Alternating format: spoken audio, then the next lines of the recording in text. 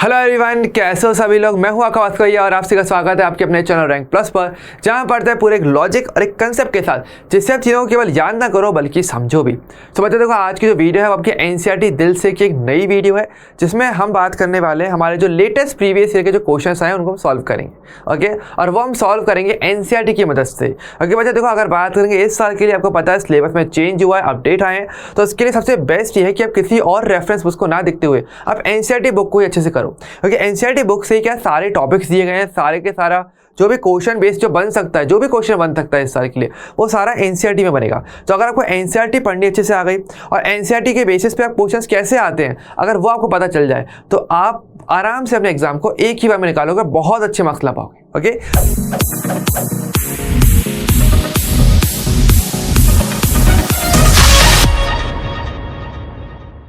तो बच्चों देखो, अगर आज की वीडियो की बात करें तो आज हम कौन सा चैप्टर पढ़ेंगे। आज हम पढ़ेंगे हमारा classification of elements and periodicity in properties.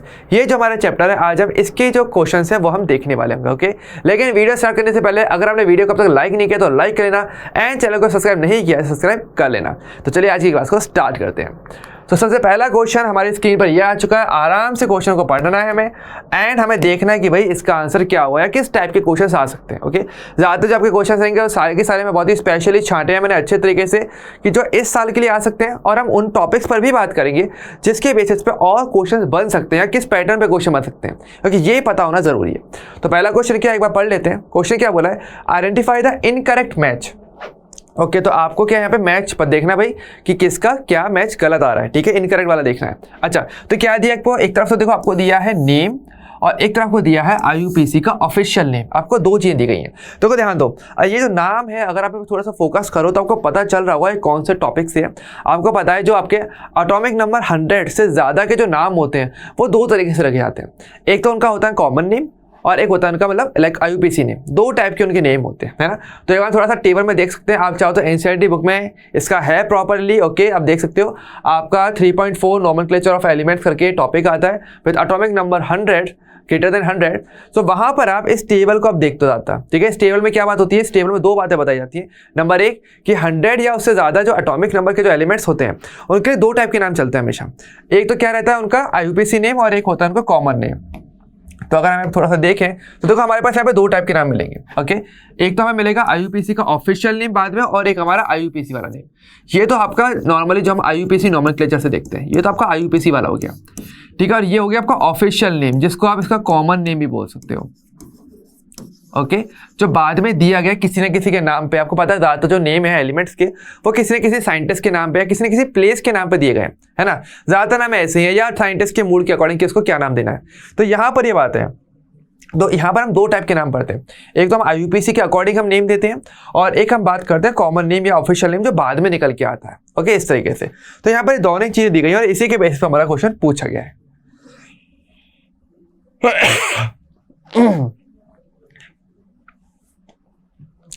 अब देखो, अगर क्वेश्चन की अगर बात करेंगे तो ज़्यादातर जो क्वेश्चन असल में एग्जाम में आया हुआ वो असल में क्या रहता है कि आपको क्या रहता है, आपको आईयूपीसी नेम लिखने को बोला था। ज़्यादातर ये वाला पार्ट ज़्यादा पूछा था कि आपको जो है एलिमेंट का एटॉमिक नंबर दिया जाएगा और वहाँ पर आपसे पूछा जाएगा कि इसका आईयूपीसी नेम बताओ।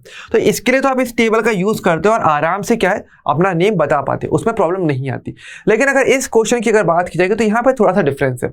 यहाँ पर देखो आपको आईयूपीसी वाला नेम एक तरफ दिया हुआ है और एक तरफ इनका जो ऑफिशियल नेम है जो बाद में निकल के आया साइंटिस्ट के नाम वाला या कुछ वैसा नेम, तो वो आपको यहाँ दिया गया। अब आपको इन दोनों में चेक करना है, तो इस केस में आपको दोनों डबल मेहनत करनी पड़ जाती है। नंबर एक, आपको पता होना चाहिए पहली बात तो ये जो भी नेम है इनका सही एटॉमिक नंबर क्या होगा, एक तो ये पता होना चाहिए, और उस एटॉमिक नंबर के साथ आपको 100 से ऊपर के जो आपके एलिमेंट्स हैं उनके नाम भी आपको पता होने चाहिए, क्योंकि तभी आप मैच करवा पाओगे। सिंपल सी बात है ना। तो आपको यही काम करना पड़ेगा। अब यहाँ पर देखो क्या है, वैसे आप चाहो तो इसका एनसीईआरटी बुक्स आप देख सकते हो। एनसीईआरटी बुक में तो प्रॉपर टेबल दी ही हुई है, हर एक एलिमेंट का एटॉमिक नंबर, साथ में उनका जो आईयूपीसी नेम है वो हम चाहे तो बना भी सकते हैं। ओके, और साथ में उनका ऑफिशियल नेम भी दिया हुआ है। तो ये चीज थोड़ा सा है जो आज के टाइम पे पूछा जा रहा है। लाइक अभी तक नॉर्मली ये नहीं पूछा गया था, लेकिन लास्ट के ईयर्स में अगर देखें तो ये पूछा जाने लगा है। इसका मतलब आपको ऑफिशियल नेम भी याद करने पड़ेंगे, क्योंकि अभी तक अगर ध्यान देखा था ना, कोई भी ऑफिशियल नेम के लिए क्वेश्चन बहुत रेयर आता है, पर अब आ सकता है। तो यहाँ पर अगर हम बात करें हमें जो नेम दिए गए, चलो एक बार हम थोड़ा सा देख लेते हैं। ओके, सो हमें क्या क्या दिया, हमें दिया अनिल नियम हमारा जैसे आपको दिया है, ठीक है, अनिल अनियम। तो यानी अनिल अन क्या होता है, तो अन आपको पता ही है, अन का मतलब क्या होता है 1 होता है, नील का मतलब 0 होता है, अन का मतलब 1 अगेन हो जाता है। यानी आपको यहाँ पे दिया हुआ बेसिकली 101।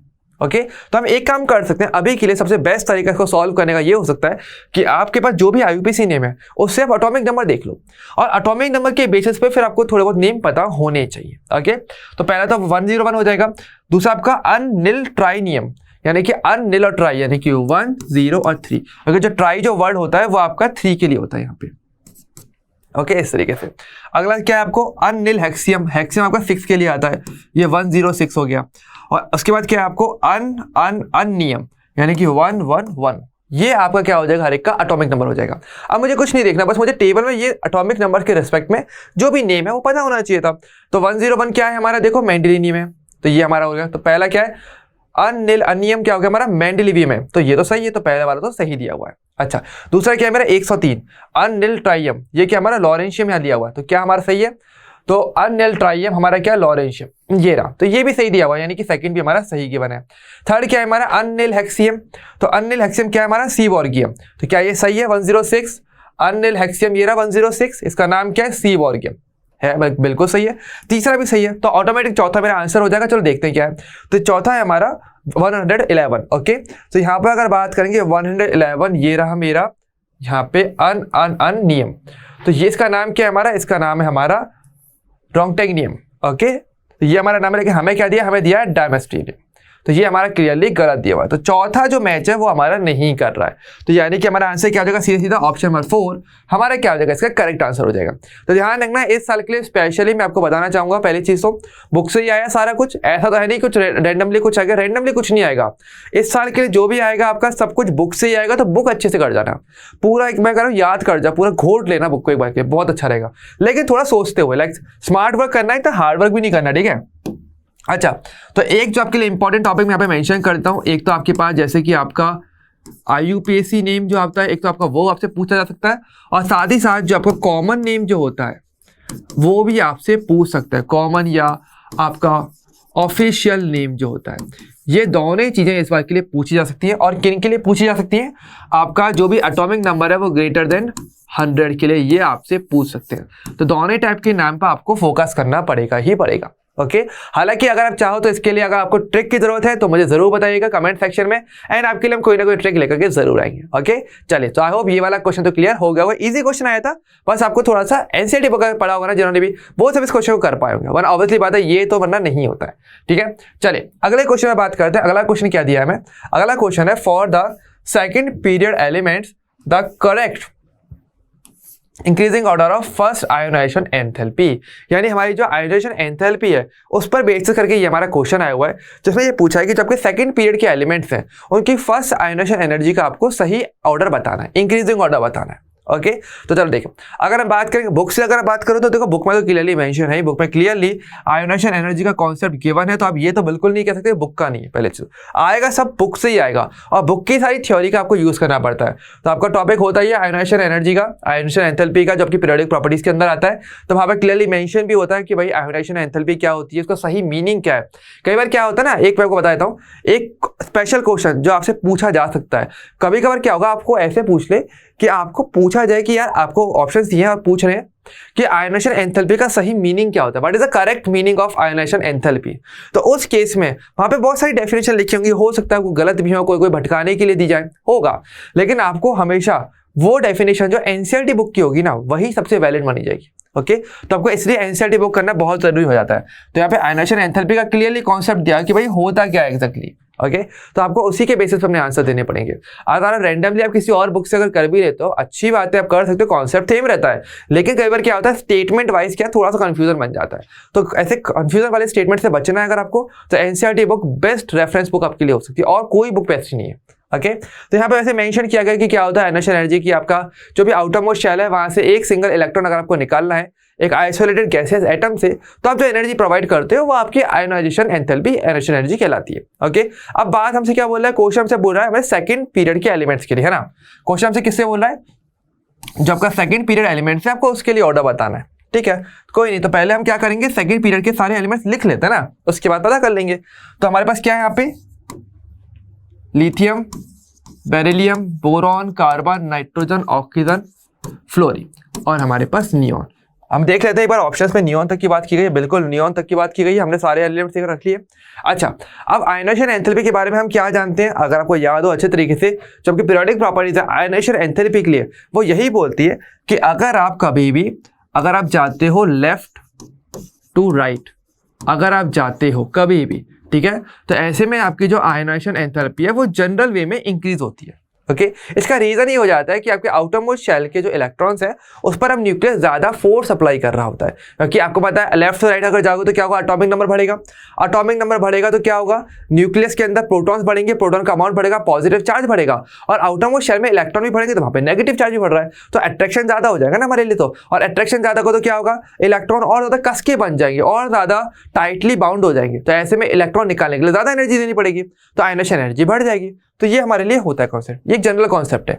और अगर आप कभी भी टॉप से अगर आप जाते हो बॉटम में, है ना, यानी अगर आप कभी ग्रुप वाइज अगर मूव करते हो तो आपका पीरियड वाइज मूव हो गया, ग्रुप वाइज अगर आप मूव करते हो टॉप टू बॉटम तो क्या होता है, तो हम ये कहते हैं कि जो आपकी आयनाइजेशन एंथैल्पी है वो असल में गिर जाती है। अब यहाँ पर ऐसा क्यों हुआ, तो देखो लॉजिक यहाँ पर ये आता है कि जब आप टॉप टू बॉटम जाते हो तो क्या होता है, एटॉमिक नंबर बढ़ रहा है, मैं मानता हूँ, इलेक्ट्रॉन लेकिन जो आउटर मोस्ट शेल में जो इलेक्ट्रॉन्स रहते हैं वो किसी भी ग्रुप है वो सेम रहते हैं, और जो शेल नंबर है वो आपका बढ़ता चला जाता है, यानी आपके न्यूक्लियस और आपको जो आउटर मोस्ट शेल का इलेक्ट्रॉन है उसके बीच की जो डिस्टेंस है वो बढ़ती चली जाती है, और डिस्टेंस बढ़ेगी तो क्या होगा, ज्यादा अट्रैक्शन वर्क नहीं कर पाएगा, और अट्रैक्शन अगर कम हो जाएगा तो इलेक्ट्रॉन थोड़े लूज हो जाएंगे, तो निकालना क्या हो जाएगा, ईजी हो जाएगा, इसलिए आपका जो आयनाइजेशन एनर्जी है वो थोड़ी कम हो जाती है। तो एक जनरल ट्रेंड होता है जो आप देखते हो अपने पीरियोडिक प्रॉपर्टीज के अंदर, और ऐसे क्वेश्चन एग्जाम में आना बहुत अच्छे क्वेश्चन होते हैं, इजी क्वेश्चन होते हैं, आने चाहिए, ठीक है।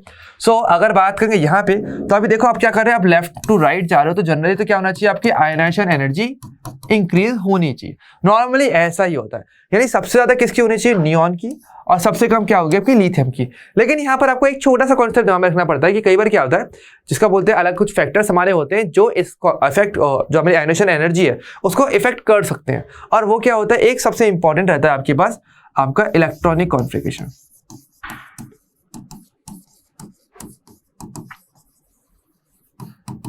तो एक इलेक्ट्रॉनिक कॉन्फ़िगरेशन एक बहुत ही मेन फैक्टर होता है जो रोल प्ले करता है आयनाइजेशन एंथैल्पी को एक्सप्लेन करने के लिए भी। तो यहाँ पर एक बार ध्यान रखना, अगर आपका इलेक्ट्रॉनिक कॉन्फ़िगरेशन किसी भी एलिमेंट का अगर स्टेबल होता है, ठीक है, तो ऐसे केस में वो जो एलिमेंट होगा वो इलेक्ट्रॉन लूज नहीं करना चाहेगा, है ना, क्योंकि ऑब्वियसली बात है अगर आप पहले से स्टेबल हो, जैसे कि मान लो अगर आप रुपए कमा रहे हो, आप स्टेबल हो ऑलरेडी, है ना, तो आप क्या करोगे, आप इलेक्ट्रॉन अपने रुपए को लूज नहीं करना चाहोगे क्योंकि वो आपको स्टेबिलिटी दे रहा है ऑलरेडी। ऑब्वियसली बहुत ही मेन की एलिमेंट है आज के टाइम पे, तो अगर आप कोई भी चीज स्टेबल कर रही है तो आप उसको लूज नहीं करना चाहते, है ना। अब जितने भी इलेक्ट्रॉन है उस शेल के अंदर अगर वो स्टेबिलिटी प्रोवाइड कर रहे हैं तो मतलब आप उसको इलेक्ट्रॉन को लूज नहीं करना चाहोगे, तो एनर्जी क्या हो जाएगी, ज्यादा हो जाएगी, ज्यादा एनर्जी लगानी पड़ेगी। तो स्टेबल के केस में क्या होता है, आपकी जो आयनाइजेशन एनर्जी है वो काफी ज्यादा बढ़ जाती है, मतलब रिलेटिवली थोड़ी हाई हो जाती है, ठीक है। अब ऐसे में अगर देखें तो हमें कुछ जगहों पर देखने को मिल जाता है, जैसे कि अगर हम यहाँ पर अगर बात करेंगे सेकंड पीरियड एलिमेंट्स में कहाँ आपको ये स्टेबल कॉन्फ़िगरेशन देखने को मिलेगा, तो देखो एक तो आपको नियॉन में मिलेगा ही मिलेगा, नियॉन का तो वैसे भी सबसे ज्यादा आयनाइजेशन एनर्जी वैसे भी है, और अगर बात करेंगे तो ये क्या है आपका फुल्ली फिल्ड होता है ना, आपको पता होगा फुल फिल्ड इलेक्ट्रॉन कॉन्फ़िगरेशन इसका होता है, तो ये तो मोस्ट स्टेबल हो जाता है, तो इसकी आयनाइजेशन एनर्जी सबसे ज्यादा वैसे भी है ही। इसके अलावा अगर हम बात करेंगे तो हमारे पास देखो नाइट्रोजन की अगर बात करें, नाइट्रोजन का जो इलेक्ट्रॉनिक कॉन्फ़िगरेशन है वो हाफ फिल्ड होता है, क्योंकि आपको पता होगा ये क्या होता है 2s2 और 2p3 होता है ना, तो इसका कॉन्फ़िगरेशन क्या हो जाएगा, ये आपका हाफ फिल्ड हो जाएगा, और अगर ये हाफ फिल्ड हो गया तो ये रिलेटिवली थोड़ा सा ज्यादा स्टेबल हो जाता है, बहुत ज्यादा भी नहीं होगा पर जस्ट आसपास के जो एलिमेंट्स हैं उनसे थोड़ा सा ज्यादा स्टेबल हो जाता है, तो ऐसे केस में इसकी आयनाइजेशन एनर्जी थोड़ी सी बढ़ जाती है, ओके। और एक जगह आपको और देखने को मिलता है आपको यहाँ बेरिलियम के केस में, ओके, तो बेरिलियम का क्या होता है 2s2 होता है, तो आपका जो s ऑर्बिटल है वो यहाँ पे पूरा भरा हुआ है, ठीक है, तो ऐसे केस में भी अगर बात करोगे तो ये भी कहीं ना कहीं फिल्ड मतलब आपका स्टेबल में आ जाता है, ओके, क्योंकि भरा हुआ आपका ऑर्बिटल है, ऑर्बिट आपका भरा हुआ है, तो ऐसे केस में अगर बात करेंगे तो ये भी क्या हो जाएगा, थोड़ा सा स्टेबल हो जाएगा, पर इतना नहीं कि बहुत ज्यादा नहीं, रिलेटिवली आसपास के एलिमेंट से थोड़ा ज्यादा स्टेबल हो जाता है, तो इसकी आयनाइजेशन एनर्जी थोड़ी सी ज्यादा हो जाएगी। तो ऐसे में अगर मैं अब ऑर्डर सेट करूं तो सबसे ज्यादा किसका हो गया, वो तो हो गया मेरा नियॉन का, ठीक है, ये तो करेक्ट है। नियॉन के बाद क्योंकि हम अच्छा हम कौन से ऑर्डर में लिख रहे हैं एक बार देख लेते हैं, इंक्रीजिंग ऑर्डर, ओके, तो मैं अभी डिक्रीजिंग करने वाला था तो ये नहीं करेंगे, हम करेंगे इंक्रीजिंग वाला करेंगे, ठीक है। तो सबसे कम किसका रहा, सबसे कम हमारा हो गया लिथियम का, ठीक है, क्योंकि वो तो सबसे लेफ्ट में आ गया, लेफ्ट का वैसे ही सबसे कम आयनिक एनर्जी होती है। अच्छा, उसके बाद कौन होगा, बेरिलियम या बोरॉन में, तो ऑब्वियसली बात है, मैंने क्या बोला, बेरिलियम का थोड़ा सा स्टेबल है, तो वो आसपास से जस्ट अगल बगल के जो एलिमेंट्स है सिर्फ उससे ज्यादा रहेगा। तो बेरिलियम के बगल में लिथियम है और बोरॉन है, तो लिथियम से तो वैसे ही ज्यादा था, लेकिन बोरॉन से और ज्यादा हो जाएगा, तो बोरॉन आ जाएगा आपके सेकंड नंबर पे आ जाएगा। और उसके बाद क्या आ जाएगा फिर आपके पास, बेरिलियम। जस्ट एडजेसेंट एलिमेंट से आपको आगे रखना है, ऐसा मत करना कि बेरिलियम है तो वो कार्बन से भी ज्यादा हो जाए, नहीं, जस्ट अगल बगल के एलिमेंट। और अब बेरिलियम के बाद अब क्या आएगा, अब हमारा कार्बन आ ही जाएगा। ओके, क्लियर है, वो आप लेफ्ट हैंड पढ़ रहे हैं तो वो तो बढ़ेगा ही बढ़ेगा। अच्छा, अब नाइट्रोजन आ गया, नाइट्रोजन का स्टेबल था, तो वो कार्बन से तो पहले से स्टेबल है, उससे ज्यादा आयनिक एनर्जी रखता ही रखता है, पर इसके बगल में और कौन आ रहा है, ऑक्सीजन आ रहा है, तो इससे और ज्यादा होगा। बस ये नहीं कि फ्लोरीन से आगे नहीं जाएगा, जस्ट लेफ्ट राइट के एलिमेंट ही देखने होते हैं जब भी कंपेयर करो, ठीक है। तो यहाँ पर कौन आ जाएगा, फिर ऑक्सीजन आ जाएगा, और ऑक्सीजन से ज्यादा एनर्जी हो जाएगी नाइट्रोजन की, और नाइट्रोजन से ज्यादा फिर हमारे पास फ्लोरीन है ही, और फ्लोरीन के बाद हमारे पास नियोन है। तो ये क्या हो जाएगा, हमारा करेक्ट हो जाएगा, ऑर्डर हमारे लिए हो जाएगा, जहां पर आपको एक तो इस जगह पर आपको थोड़ा सा ध्यान देना था, और एक आपको इस जगह पर थोड़ा सा ध्यान देना होता है मेनली। और ये क्वेश्चन असल में देखा जाए तो काफी ज्यादा पूछा जाता है, इवन बोर्ड्स के अंदर भी देखोगे ना, तो ये क्वेश्चन आपने पढ़ा हुआ होगा कहीं ना कहीं, कि आपका नाइट्रोजन की जो आयनाइजेशन एंथैल्पी होती है वो आपकी ऑक्सीजन से ज्यादा होती है, क्यों होती है। हालांकि ट्रेंड क्या बोलता है, लेफ्ट टू राइट जाओगे तो आयनाइजेशन एनर्जी बढ़ेगी बढ़ेगी, लेकिन यहाँ पर ट्रेंड थोड़ा सा ब्रेक होता है, और जहां पर भी कोई चीज ब्रेक होती है ना, जहाँ रूल थोड़ा फॉलो नहीं होता, वो क्वेश्चन एग्जाम में ज्यादा पूछे जाते हैं, कि आपको पता है कि यार यहाँ पे कंफ्यूजन मिलेगा, तो भाई स्टूडेंट गलती करेंगे, तो ऑब्वियसली बात है, वो जो पेपर जो चेक करने के लिए बैठा रहता है वो आपको फ्री के नंबर नहीं देना चाहता, वो आपके नंबर काटना चाहता है, ये ध्यान रखना। ओके, तो थोड़ा सा उससे स्मार्ट प्ले करो कि हाँ भाई हमें तो इससे ज्यादा पता है, हमें पता तो ये बोलेगा, तुम ये क्वेश्चन हमें दोगे पर हम प्रिपेयर करके आएंगे। ओके, ये चीज करना होता है। तो आई होप सबका क्वेश्चन क्लियर हो गया होगा। तो हमारा ऑप्शन कौन सा है एक बार देख लेते हैं फटाफट। तो हमारा हो जाएगा लिथियम के बाद आएगा हमारा बोरॉन, फिर बेरिलियम, फिर कार्बन, फिर हमारे पास ऑक्सीजन, और फिर नाइट्रोजन, फ्लोरीन और नियोन, ये हो जाएगा। तो ऑप्शन नंबर जो सी है वो क्या हो जाएगा इसका करेक्ट आंसर, ठीक है। एक बार चेक कर सकते हो, लिथियम, उसके बाद हमारे पास बोरॉन आ गया था क्योंकि बेरिलियम का ज्यादा, फिर कार्बन, फिर नाइट्रोजन और ऑक्सीजन में फर्क आया था, ऑक्सीजन पहले फिर नाइट्रोजन, फ्लोरीन नियोन, करेक्ट। तो ऑप्शन नंबर जो सी है वो क्या हो जाएगा इसका करेक्ट आंसर हो जाएगा। तो इस तरीके से आप क्वेश्चन कर सकते हो। ओके, क्लियर है, आई होप ये वाला क्लियर हो गया होगा। और ध्यान रखना आया कहां से, एनसीईआरटी से आया है। तो अगर हमने एनसीईआरटी की लाइन पढ़ी हुई तो देखो आपको यहाँ पे स्टेटमेंट वाले क्वेश्चन हेल्प करने में, सॉल्व करने में बहुत ज्यादा हेल्प मिलने वाली है, तो ये थोड़ा अच्छे से करना, ठीक है।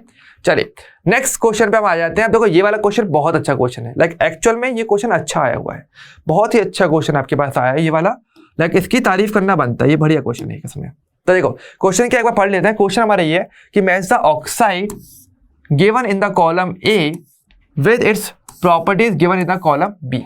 अब देखो ये क्वेश्चन अच्छा क्यों है, क्योंकि देखो ऑक्साइड्स के बारे में हम लोग ऑलरेडी जानते हैं, लेकिन ये एक ऐसा पर्टिकुलर कॉन्सेप्ट है या टॉपिक है जो सिर्फ इस चैप्टर का नहीं है, बल्कि जो आगे जो चैप्टर्स आते हैं उसमें भी ये काफी ज्यादा रोल प्ले करता है। तो इसलिए आपको ये थोड़ा अच्छे से पता होना ही चाहिए। और अगेन रहेगा एनसीईआरटी का ही, और सबसे ज्यादा इस पर ध्यान भी बहुत कम दिया जाता है, लेकिन क्वेश्चन आ जाते हैं।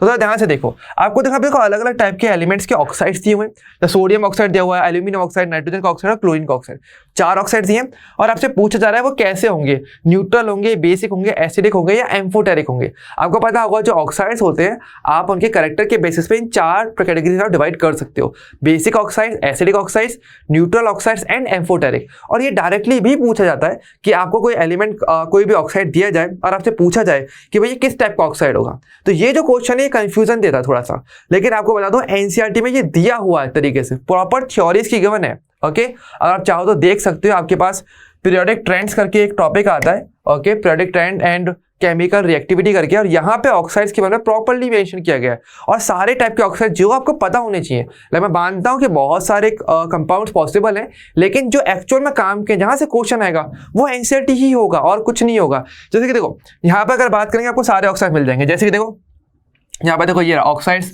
नॉर्मल ऑक्साइड्स के बारे में लिखा हुआ है, normal oxides form by the elements और on extreme left is the most basic, यानी एक्सट्रीम लेफ्ट यानी पीरियोडिक टेबल की बात की जा रही है यहाँ पे, और कोई बात नहीं कर रहे। पीरियोडिक टेबल में जो सबसे लेफ्ट में आते हैं, कौन आते हैं लेफ्ट में, मेटल्स आते हैं, एस ब्लॉक आता है हमारे पास। अगर आपको याद हो पीरियोडिक टेबल अगर अच्छे तरीके से, तो यहाँ पर ये ऐसे बोल रहा है कि अगर मैं टेबल का एक रफ डायग्राम इस तरीके से बना लेता हूँ तो हमारे पास एक्सट्रीम लेफ्ट तो क्या हो जाएगा, ये वाला पार्ट हो जाएगा। जो हमारा कौन सा ब्लॉक है आप जानते हो, एस ब्लॉक। तो यहाँ पर ये क्लियरली मेंशन्ड है कि एस ब्लॉक के एलिमेंट्स बेसिक ऑक्साइड्स बनाते हैं। देखो यहाँ पे लिखा हुआ है आर द बेसिक, और एग्जाम्पल में देखो Na2 दिया भी हुआ है और क्वेश्चन में भी Na2 होता, यानी हमारा क्वेश्चन अगर आपको याद भी नहीं रहता कि भाई टेबल में कौन कहाँ पर है, तो भी अगर आप केवल थ्योरी देख लेते हो तो भी आपको पता रहेगा कि हाँ भाई आएगा यही, रैंडम कुछ नहीं आएगा। तो Na2 क्या है आपका बेसिक ऑक्साइड है, तो मैं यहाँ पे मैच करते हुए चल लेता हूँ। तो ये रहा मेरा Na2, कौन सा हो जाएगा मेरा बेसिक ऑक्साइड। क्लियर है? अच्छा, उसके बाद हमें क्या दिया है, इसके अलावा हमें क्या लिखा है, where as that form by the elements on the extreme right is the most acidic, जैसे कि Cl2O7। तो एक्सट्रीम राइट पे कौन होते हैं हमारे पास, आपको पता है नॉन मेटल्स होते हैं। ये जो एरिया होता है ज्यादातर, ये आपको कौन सा होता है, यहाँ पर आपके ज्यादातर नॉन मेटल्स होते हैं। तो जो नॉन मेटल होते हैं आपको पता है वो एसिडिक नेचर के भी होते हैं, इवन बुक में भी यही मेंशन्ड है। तो इनके जो कंपाउंड्स होंगे वो भी कहीं ना कहीं एसिडिक नेचर को शो करेंगे। और क्लोरीन आपका हेलोजन होता है जो कि आपके 17th ग्रुप में आता है, तो वो आपका एसिडिक होगा भी होगा, और बुक में ये मेंशन्ड है। और देखो क्वेश्चन में आया हुआ है 2019 में, ये रहा आपका क्लोरीन Cl2, ये रहा, और कौन सा हो गया ये एसिडिक, यानी ऑप्शन नंबर सी हो गया हमारे लिए। ठीक है? अच्छा, तो औरों की बात करें आगे की, और देखो क्या लिखा है यहाँ पे, oxides of elements in the centre of the centre are amphoteric. Amphoteric यानी कि जो आपका एसिडिक और बेसिक दोनों टाइप का नेचर शो कर सकते हैं, वो एम्फोटेरिक कहलाए जाते हैं। तो देखो यहाँ पे नाम भी दिया हुआ है, जो सेंटर में आएंगे वो कहीं ना कहीं क्या होंगे, आपका एम्फोटेरिक होंगे। जैसे कि आपका Al2O3 हो गया, या आपका AS2O3 आपका हो गया, आर्सेनिक ऑक्साइड या एल्यूमिनियम ऑक्साइड, ये दोनों ही क्या होते हैं, एम्फोटेरिक नेचर के होते हैं। तो यहाँ पर मेंशन्ड है, क्वेश्चन में भी गिवन है। तो ये रहा आपका Al2O3 कौन सा हो गया हमारा, एम्फोटेरिक, ये गया ऑप्शन नंबर डी। और आपका ये लास्ट तो मैं सीधा सीधा भी मैच कर सकता हूँ, लेकिन अगर आप चाहो तो बुक में भी देख सकते हो। बुक में देखो क्या लिखा है, और न्यूट्रल ऑक्साइड्स ये रहे आपके CO, NO, N2, ये क्या होते हैं आपके न्यूट्रल ऑक्साइड्स होते हैं। सारी चीज बुक में मेंशन है, बस आपको ये रीडिंग लगाना है। ओके, बहुत ज्यादा बुक्स में देखोगे मिल जाएंगी, इससे ज्यादा भी मिल जाएगा, लेकिन वो काम का भी नहीं है। और इस टाइम पे तो जब सिलेबस अपडेट हो गया तो और ज्यादा आपको रिस्क लेने की जरूरत है नहीं है। बेस्ट, सबसे सेफेस्ट यही है कि आप एनसीईआरटी बुक को अच्छे से पढ़ोगे, उसकी रीडिंग लगा लो, इंपॉर्टेंट चीज को लाइनिंग कर लो, और आपको क्वेश्चन मिलते हुए चलेगा, आपको दिखेंगे सारे क्वेश्चन यही से हैं और कहीं नहीं आएगा। तो ये वाला क्वेश्चन तो मेरे हिसाब से हो ही गया, सारा क्वेश्चन सॉल्व है। तो हमारे पास आंसर क्या है आपका, फर्स्ट का तो क्या हो गया आपका बी, और सेकंड का आपका क्या होगा, फर्स्ट का बी है आपका, यहाँ पर है फर्स्ट का बी, और फोर्थ में फर्स्ट का बी। ओके, तो फर्स्ट का तो आपका बी रहेगा, ठीक है। और सेकंड का क्या है हमारा, सेकंड का हमारा डी होना चाहिए, तो सेकंड का डी यहाँ पर है हमारे पास, यहाँ पर नहीं है। तो आपका ऑप्शन नंबर ये आपका आंसर हो जाएगा, ऑप्शन जो डी है वो क्या हो जाएगा, इसका करेक्ट आंसर हो जाएगा कि फर्स्ट का बी है, सेकंड का डी, थर्ड का हो जाएगा आपका ए, और फोर्थ का हो जाएगा आपका सी। ओके, तो ऑप्शन नंबर जो डी है वो क्या हो जाएगा, इसका करेक्ट आंसर हो जाएगा। तो बस इस तरीके से क्वेश्चंस हो जाते हैं। तो बस सिंपल क्वेश्चन रहते हैं, मेहनत बहुत ज्यादा नहीं होती है, बस आपको सही जगह पर अपना जितना भी फोकस है वो सही जगह लगाओ, एनसीईआरटी बुक पे लगा दो। बस मैं सीधे से बोला, एनसीईआरटी बुक कर लोगे ना, केमिस्ट्री के जितने भी थ्योरी वाले क्वेश्चन है अच्छे से हो जाएंगे। हाँ, अगर आपको न्यूमेरिकल प्रैक्टिस करना है तो वो तो हम यहाँ पे कर ही रहे हैं, और आप चाहो तो अदर बुक्स पे कर सकते हो, लेकिन एनसीईआरटी का पहले करना है। तब भी मैं कहूँगा एनसीईआरटी का पहले करने, उसमें भी न्यूमेरिकल्स हैं बहुत सारे, पहले उनको करना है। ठीक है, अच्छा चलिए अगला क्वेश्चन हमारे पास आ गया। अब ये क्वेश्चन क्या हमारा, सेम अपने ऑक्साइड्स के बारे में ही पूछा जा रहा है, अगेन एनसीईआरटी में ही सब मेंशन होगा। तो देखो क्या है हमारे पास, आपको बोला है विच of the following oxide is the most acidic in nature, सबसे ज्यादा एसिडिक ऑक्साइड कौन सा होगा। ओके, तो देखो यहां पर भी अगर देखें बुक सब कुछ बताएगा। तो देखो आपको 4 ऑक्साइड्स के नाम दिए हुए हैं, magnesium oxide, beryllium oxide, barium oxide और कैल्शियम ऑक्साइड। ओके, आपको पता चले क्या होगा कौन से ग्रुप के ये ऑक्साइड्स हैं। सेकंड ग्रुप के सारे ऑक्साइड दिए हुए हैं, सेकंड ग्रुप के एलिमेंट्स हैं, उन्हीं के ऑक्साइड्स बनाए गए। अच्छा, तो अगर यहाँ पर अगर बात करेंगे थोड़ा बुक पे, चलो देख लेते हैं बुक में क्या दिया रहता है। तो आपको पता होगा ये जो चार्ट है ये काफी सारी चीजें बता देता है ना। यहाँ पर ये सब कुछ बताएगा, ऑलमोस्ट सारी चीज जितनी भी पीरियोडिक प्रॉपर्टीज हैं वो सारे की सारी एक सिंगल चार्ट के अंदर बताई गई। तो पहली बात तो ये वाला चार्ट आपको जरूर स्टारमा करके रखना है और अच्छे तरीके से इसको नोट डाउन करके रखना है। ये बहुत ज्यादा इंपॉर्टेंट है, लाइक ये बहुत ज्यादा इंपॉर्टेंट, लाइक इसके लिए 5 स्टार भी कम है, सही कहता हूँ। ओके, बहुत ज्यादा इंपॉर्टेंट ये आपका चार्ट रहता है। यहाँ पे देखो सब कुछ मेंशन है, अगर ध्यान से देखा जाए तो इलेक्ट्रोनेगेटिविटी आपको पता है, लेफ्ट टू राइट जाकर बढ़ेगी, टॉप टू बॉटम गिर जाती है। एटॉमिक रेडियस नीचे आने में बढ़ता है, सब मेंशन है। Ionisation energy left to right बढ़ती है। इलेक्ट्रॉन की enthalpy generally left to right बढ़ती है। फैक्टर्स होते हैं, फैक्टर्स भी होते हैं, लेकिन वो भी बुक में मेंशन है, लेकिन एक जनरल आइडिया आपको हमेशा पता होना चाहिए। ओके, इसके अलावा अगर हम बात करेंगे और अदर कॉन्सेप्ट भी दिए हुए हैं, इसके अलावा मेटेलिक करेक्टर और नॉन मेटेलिक करेक्टर भी दिए हुए हैं। ध्यान रखना, यहाँ पे देखो बहुत ही समझदारी से दिया गया, एक बहुत ही शानदार बात जो बहुत कम लोग नोटिस कर पाते हैं। देखो ऑरो में क्या है, एरो क्लियरली बनाया गया है ना, लाइक स्ट्रेट टॉप या फिर एकदम लेफ्ट टू राइट क्लियरली दिया गया है, ठीक है। लेकिन यहाँ पर देखो डायगोनली टाइप दिए गए हैं। इसका मतलब क्या है, इसका मतलब ये है कि अगर आप कभी पीरियोडिक टेबल में देखो और पूछा जाए कि सबसे ज़्यादा जो आपका मेटेलिक कैरेक्टर है वो कहाँ शो देखने को मिलेगा, कहाँ देखने को मिलेगा, तो कहाँ मिलेगा, तो आप अगर बता सकते हो। अगर आप बोलोगे एकदम लेफ्ट में, तो एकदम लेफ्ट भी नहीं पर लेफ्ट बॉटम में। अगर ध्यान से देखो तो ये जो एरो जा रहा है किधर जा रहा है, ये जो एरो अगर आप यहाँ पे थोड़ा सा फोकस करते हो, अगर मैं यहाँ पे शो करूँ आपको, तो ये जो एरो है ये आपका देखो डायगोनली जा रहा है लेफ्ट में बॉटम की तरफ। तो लेफ्ट बॉटम में अगर आप बात करोगे तो आपको सबसे ज़्यादा मेटेलिक कैरेक्टर या सबसे ज़्यादा मेटेलिक कैरेक्टर रखने वाला एलिमेंट देखने को मिलता है, जो कि आपको पता ही होगा। यहाँ पर कौन आता है, सीजियम हमारे पास आता है इस जगह पे। रेडियोएक्टिविटी की हम बात नहीं करें, रेडियोएक्टिव से ऊपर बात करें, सीजियम फेंशियम आपका रेडियोएक्टिव होता है। तो सीजियम क्या होता है, मोस्ट मेटेलिक कैरेक्टर रखने वाला एलिमेंट है। तो वो इस तरीके से डायगोनली इसलिए यहाँ शो किया गया। ओके, और इसी प्रकार से पूछा जाए नॉन मेटेलिक कैरेक्टर में सबसे ज़्यादा कौन शो करेगा, तो वो कौन करेगा, जो आपका अगर हम बात करेंगे यहाँ पे स्टॉप पे कहीं पर आता होगा, यानी कि आपका राइट टॉप पर। और यहाँ पर कौन आता है आपको पता है, हैलोजन्स में आता है जो आपका आता है फ्लोरीन। तो फ्लोरीन जो आपका होता है वो सबसे ज़्यादा नॉन मेटेलिक कैरेक्टर को शो करता है। और टॉप लेफ्ट बॉटम की अगर बात करेंगे तो सीजियम आता है जो सबसे ज़्यादा मेटेलिक कैरेक्टर को शो कर जाता है। तो इस टाइप के क्वेश्चन भी पूछे जाते हैं। ओके, और आपसे डायरेक्टली भी पूछ सकते हैं। लाइक एक क्वेश्चन मैं आपको यहीं के दे देता हूँ, बहुत अच्छा सेम इसी पर ही क्वेश्चन कैसा आएगा।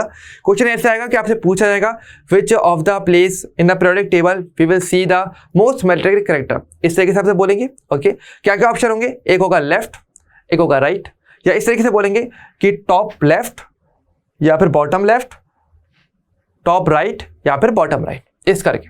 तो आपको चारों कॉर्नर्स के बारे में पूछा जाएगा और तब आपको सोचना पड़ जाएगा भाई सही आंसर क्या है। तो लेफ्ट में तो है लेकिन कहाँ पे, टॉप या बॉटम, तो वो भी एनसीईआरटी बुक में गिवन है, या आपको वैसे नहीं मिलेगा, लेकिन ऐसे क्वेश्चन भी एग्जाम में आते हैं तो थोड़ा सा ज्यादा फोकस करके जरूरत पड़ जाती है। ओके, चलिए ये था हमारी थोड़ी साइड की नॉलेज हो गई जो आपके लिए जरूर काम की है और इसको जरूर ध्यान रखना। इसलिए ये वाला चार्ट पर थोड़ा सा फोकस करना और थोड़ा थिंक करना इसके बारे में कि ये एरो ऐसे ही क्यों बनाए गए। तो आई होप सभी को ये क्लियर हो गया होगा कॉन्सेप्ट। अच्छा, अब अगर यहाँ पर अगर बात करेंगे पीरियोडिक टेबल में, जैसे अगर हम बात करें तो थोड़ा सा देख सकते हैं।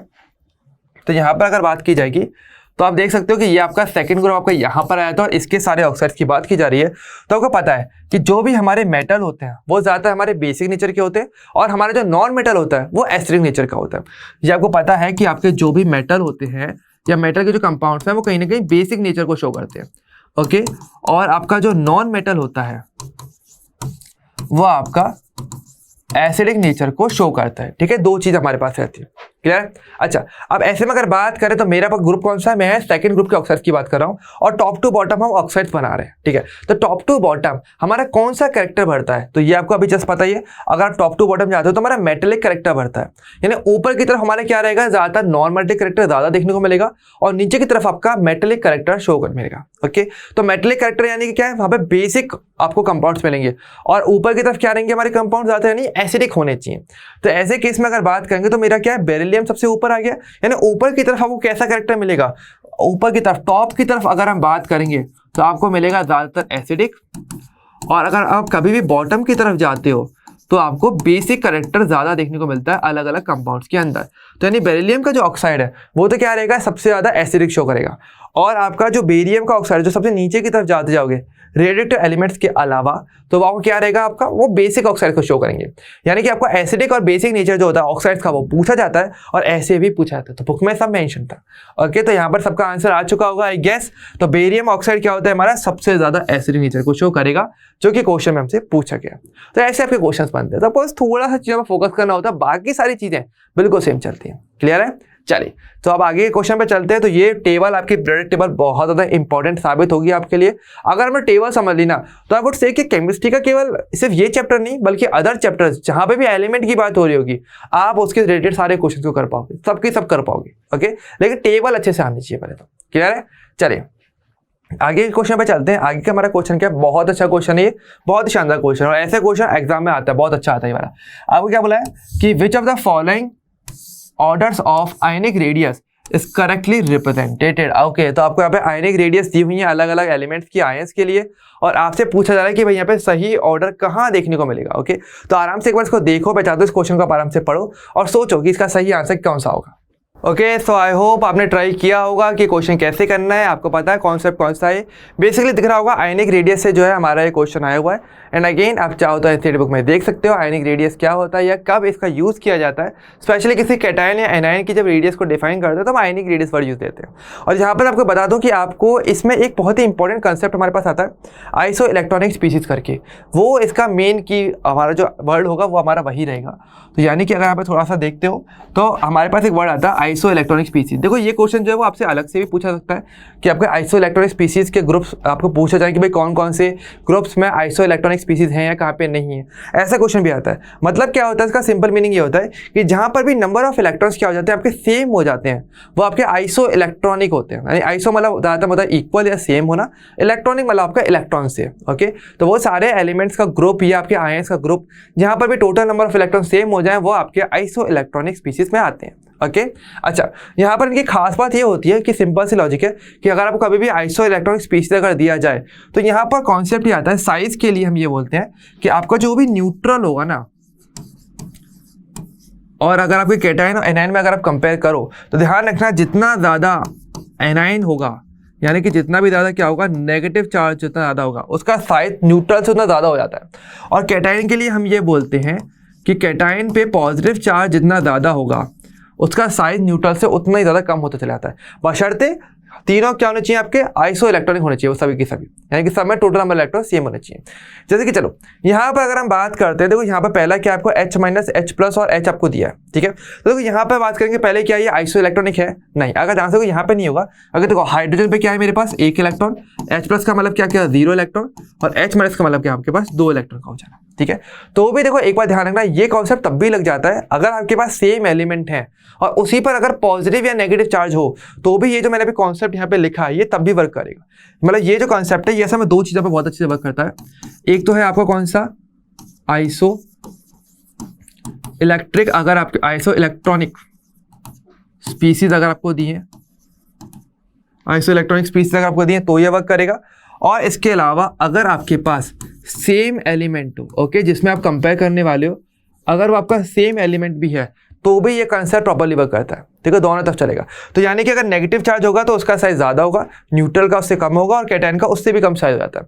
तो यहाँ पर अगर हम कंपेयर करें अभी तो देखो नेगेटिव चार्ज वाले का साइज सबसे ज़्यादा, लेकिन पॉजिटिव का जो साइज है वो असल में न्यूट्रल से ज़्यादा होना चाहिए था। तो ये क्या यहाँ पे गलत लिखा हुआ है, ऐसे नहीं।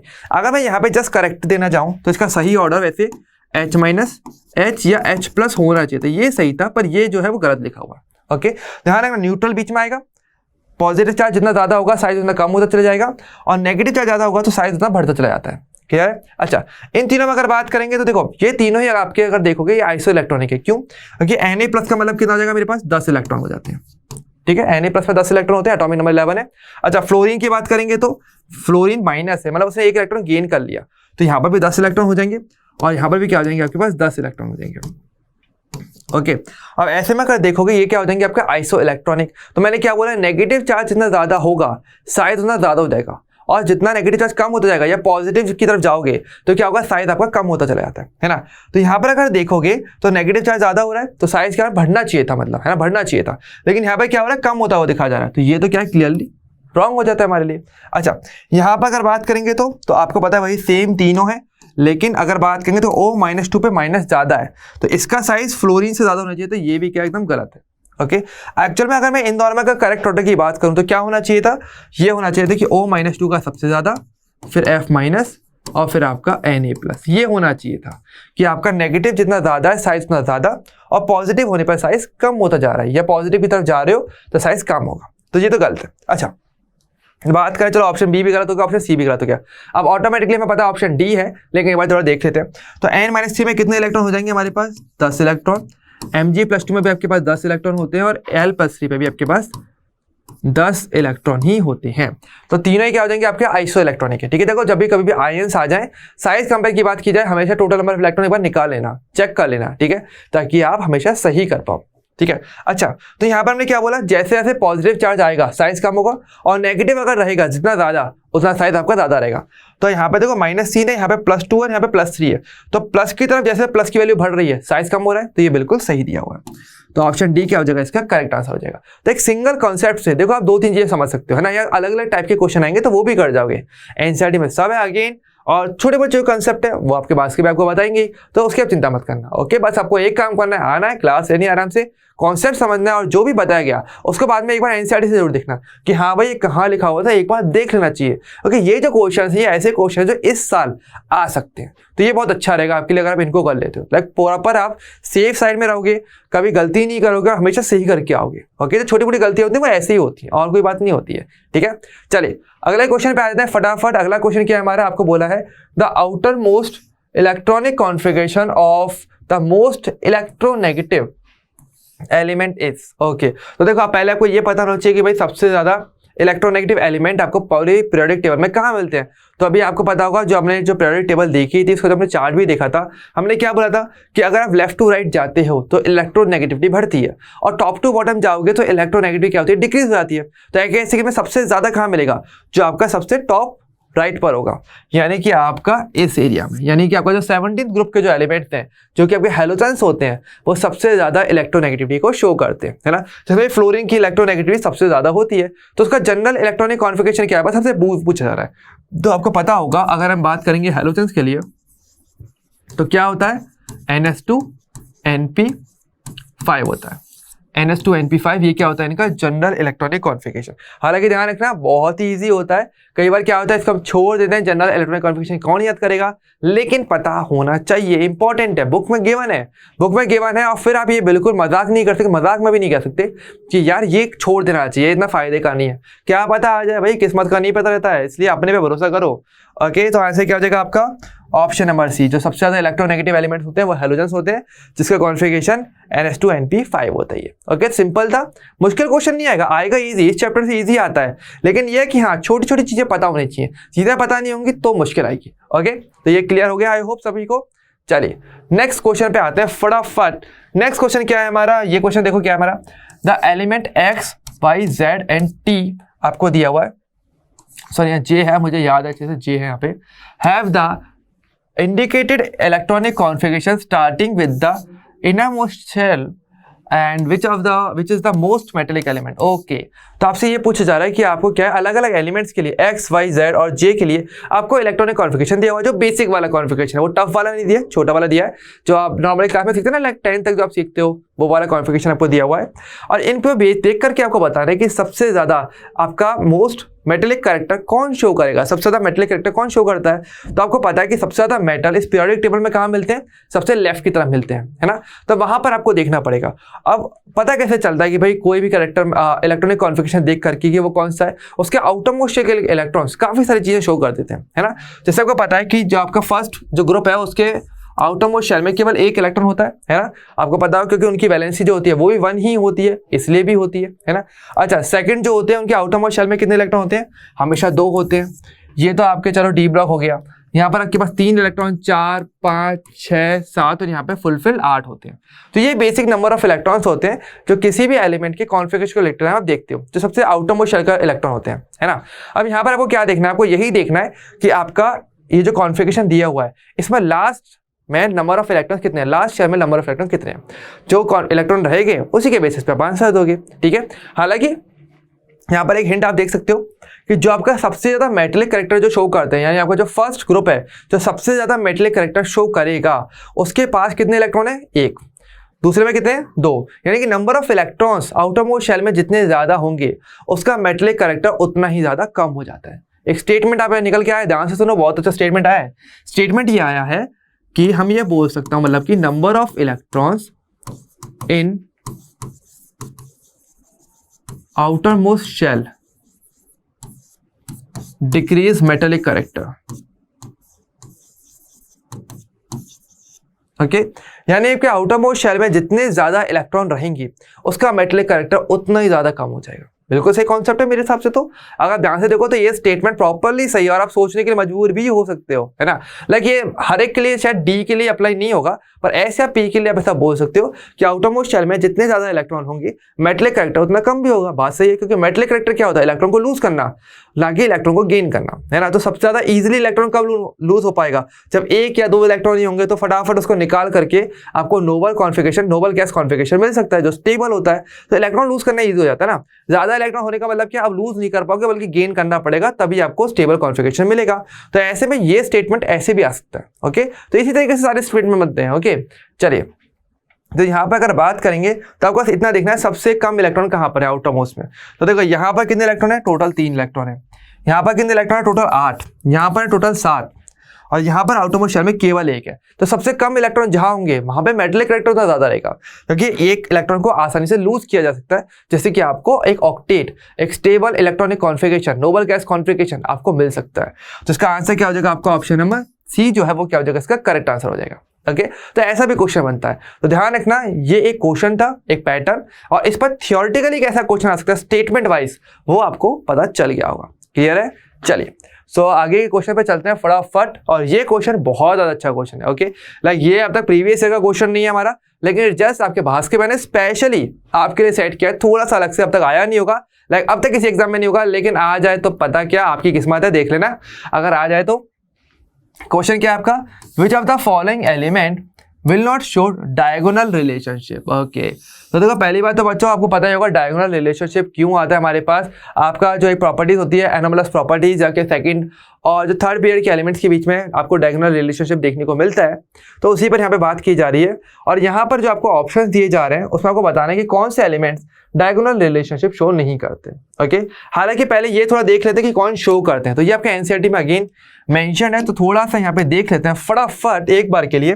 तो देखो अगर हम बात करेंगे डायगोनल रिलेशनशिप, देखो ये यहाँ पे मेंशन है, सब कुछ सारा मेंशन है, A to Z, कुछ भी कमी नहीं है। ओके, तो आपको पता होगा जैसे कि आपके जो एलिमेंट्स है सेकंड या जो थर्ड पीरियड के जो एलिमेंट्स होते हैं वो बेसिकली क्या होता है, डायगोनल रिलेशनशिप को शो करते हैं। ओके, हमेशा, और डायगोनली शो करते हैं। डायगोनल का मतलब क्या होता है, इसका मतलब क्या कि आपके जो एलिमेंट्स हैं उनके जो डायगोनली जो आपका दूसरा एलिमेंट होगा वो क्या करेगा, सिमिलर प्रॉपर्टीज को शो करेगा, उसी को बोलते हैं डायगोनल रिलेशनशिप। यानी अगर बात करेंगे लिथियम, तो लिथियम के डायगोनल कौन आ रहा है, मेरा मैग्नीशियम आ रहा है। ओके, तो हम लिथियम और मैग्नीशियम की जो प्रॉपर्टीज जब देखी जाती है ना, तो वो काफी हद तक एक जैसी प्रॉपर्टीज आ जाती है। इनका साइज जो होता है वो ऑलमोस्ट सेम होता है, इनकी इलेक्ट्रोनेगेटिविटी जो होती है वो ऑलमोस्ट सेम होती है। तो ऐसी चीजें देखने को मिल जाती है, इसी को बोलते हो डायगोनल रिलेशनशिप। यानी डायगोनली एलिमेंट एक जैसा बिहेवियर शो करेंगे। ओके, इसी प्रकार से बात करेंगे तो बेरिलियम जो होगा वो एल्यूमिनियम के साथ शो करेगा, बोरॉन जो होता है वो आपका सिलिकॉन के साथ शो करता है, कार्बन जो होता है वो आपका फास्फोरस के साथ शो करता है, इसी प्रकार से। ओके, क्लियर है। अच्छा, लेकिन अगर बात करेंगे तो देखो पहली बात तो कहाँ देखने को मिलेगा, आपने नोटिस किया, ये आपको देखने को कहाँ मिलता है, ये मिलेगा आपको only in second and third period, जो कि आपके सेकंड और थर्ड पीरियड एलिमेंट्स होते हैं, उन्हीं के बीच में आपको ये रिलेशनशिप देखने को मिलता है। लेकिन स्टिल कुछ ऐसे एलिमेंट्स होते हैं सेकंड या थर्ड पीरियड के जो असल में डायगोनल रिलेशनशिप शो नहीं करते एक्चुअल में। तो ओके, तो आपको वही पूछा जा रहा है कि कौन सा ऐसा एलिमेंट है यहाँ पर फिलहाल जो ऑप्शन दिए हैं जो डायगोनल रिलेशनशिप शो नहीं करता। ओके, तो देखो अगर हम बात करेंगे, चलो कार्बन से स्टार्ट करते हैं ना। तो कार्बन के डायगोनली क्या कोई आता है क्या, तो देखो कार्बन की बात करेंगे तो कार्बन के डायगोनली हमारा फास्फोरस आ रहा है, तो कार्बन फास्फोरस के साथ डायगोनल रिलेशनशिप शो करेगा। तो चलो ये तो सही है हमारा, तो कार्बन हमारा फास्फोरस के साथ कर रहा है, तो ये तो हमारा नहीं, ऐसा नहीं है। अच्छा, एल्यूमिनियम की अगर बात करें तो, अच्छा एल्यूमिनियम की अगर बात करेंगे तो एल्यूमिनियम करता है, हाँ बिल्कुल। एल्यूमिनियम देखो आपके बेरिलियम के डायगोनल आ रहा है, तो यानी कि देखो ऐसा नहीं है कि आप इसे आगे ही जाओ, उल्टा भी देख सकते हो। ओके, लेकिन देखना हमेशा आगे की तरफ से होते हुए। ओके, सो आपका एल्यूमिनियम और बेरिलियम हो गया, तो आपका डायगोनल रिलेशनशिप यहाँ पर देखने को मिलेगा। अच्छा, क्लोरीन की अगर बात करेंगे तो क्लोरीन की अगर बात करें वो किसके साथ करेगा, ऑक्सीजन के साथ करेगा, जो उसके डायगोनली है, इस प्रकार से। ठीक है, तो ये हमारा आ जाएगा ऑक्सीजन। लेकिन देखो अगर हम बात करेंगे सोडियम के लिए, क्या सोडियम किसी के साथ करेगा क्या, नहीं, सोडियम नहीं कर सकता। क्योंकि देखो डायगोनल का मतलब क्या होता है, ऐसे रखना कि अगर आप सेकंड ग्रुप के एलिमेंट को अगर देखो तो सेकंड ग्रुप का थर्ड के साथ करेगा। ठीक है, और कैसे करेगा कि सेकंड ग्रुप का जो एलिमेंट होगा उसके जस्ट आगे वाले एलिमेंट के जो नीचे एलिमेंट आएगा, okay, one right and then bottom, okay तो आपका ये जो एलिमेंट होगा वो उसका डायगोनल होना चाहिए। सोडियम के केस में अगर बात करेंगे तो ऐसा कोई बन ही नहीं रहा है, तो सोडियम किसी के साथ भी डायगोनल रिलेशनशिप यहाँ पे शो नहीं करेगा। यानी ये थर्ड पीरियड का एलिमेंट है लेकिन ये आपका शो नहीं करेगा इनडायरेक्ट वे में किसी के साथ भी, तो ऑप्शन बी जो हो जाएगा वो क्या हो जाएगा, आपका करेक्ट आंसर हो जाएगा। ओके बोलने के लिए हम कहते हैं कि ध्यान रखना, यहाँ पे बहुत ही ज्यादा एक स्टेटमेंट वाला क्वेश्चन मैं आपको देता हूँ। जैसे कि एक स्टेटमेंट है, 2 स्टेटमेंट आपको दे रहा हूँ, आपको सोचना है, ठीक है। अगर मैं बोलूँ कि यार सेकंड और थर्ड पीरियड के जो सभी एलिमेंट्स होते हैं वो डायगोनल रिलेशनशिप शो करते हैं, एक स्टेटमेंट। दूसरा स्टेटमेंट मेरा ये बोलता है कि सेकंड या थर्ड पीरियड के कुछ एलिमेंट्स डायगोनल रिलेशनशिप को शो करते हैं। तो ऐसे में पूछूं कि सही कौन सा होगा, पहला मुझे बोला सभी के सभी करते हैं या कुछ करते हैं, तो इसका आंसर देखो कई बार क्या होंगे, हम जल्दबाजी में करेंगे, ध्यान नहीं देंगे कॉन्सेप्ट पे, तो पहला वाला ऑप्शन टिक करके आएंगे, ज्यादातर करेंगे और गलत करेंगे, जबकि आंसर बहुत ही ईजी था। कुछ एलिमेंट्स करते हैं, सारे एलिमेंट्स कभी भी डायगोनल रिलेशन शो करते ही नहीं है। मैं मानता हूँ सेकंड और थर्ड में देखने को मिलता है लेकिन सभी के सभी शो नहीं करते हैं। जैसे कि सोडियम हुआ, सोडियम शो नहीं करता है। इसके अलावा क्या होता है, हमारे पास कुछ और भी एलिमेंट्स होते हैं जो डायगोनल रिलेशनशिप शो नहीं करते। ओके जैसे कि ये तो चलो हमारा क्वेश्चन हो गया, और अगला जो क्वेश्चन है वो आप ही के लिए और आप ही को इसका आंसर देना पड़ेगा। कमेंट में मुझे बताना कि number of elements that do not show diagonal relationship in second and third period. ये कौन से ऐसे एलिमेंट्स हैं जो कि आपके डायगोनल रिलेशनशिप को शो नहीं करते सेकंड या थर्ड में होने के बाद। जैसे एक तो आपको पता ही चलो सोडियम में वो नहीं करता है, तो क्या और भी ऐसे एलिमेंट्स हैं, तो आपको नंबर बताना है 1, 2, 3 या 4। ओके ये जो आंसर होगा वो आप कमेंट सेक्शन में मुझे बताना और प्रॉपर्ली बताना कौन से एलिमेंट शो नहीं करते। क्लियर है? तो एक बार चाहो तो आप से देख सकते हो थोड़ा सा।